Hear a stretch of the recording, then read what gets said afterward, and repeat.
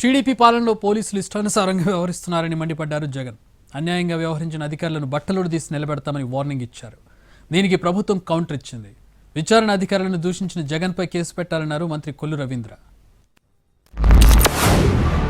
ప్రతి పోలీసు వ్యక్తికి కూడా చెప్తా ఉన్నా, మీ టోపీ మీద ఉన్న 3 సింహాలకు కనిపించే ఆ సింహాలకు సెల్యూట్ కొట్టడం మొదలు పెట్టండి. తెలుగుదేశం పార్టీ నాయకులకు సెల్యూట్ కొట్టడం మొదలుపెట్టి వీళ్ళు చెప్పినట్టుగా చేయడం మొదలుపెట్టి అన్యాయాలు చేయడం మొదలు పెడితే మాత్రం ఎల్లకాలం తెలుగుదేశం పార్టీ ప్రభుత్వమే ఉండదు అని చెప్పి ఇవాళ ప్రతి అధికారికి కూడా నేను తెలియజేస్తా ఉన్నా.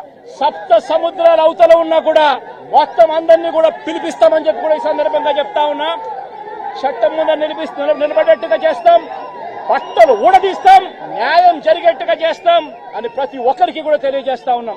నిష్పక్షపాతంగా విచారణ చేస్తూ ఇన్వెస్టిగేషన్లో ఉన్నటువంటి అధికారుల్ని గొడ్డలు ఎడతీస్తానంటారా? గొడ్డలు ఊడదీసి నిలబెడతానంటారా?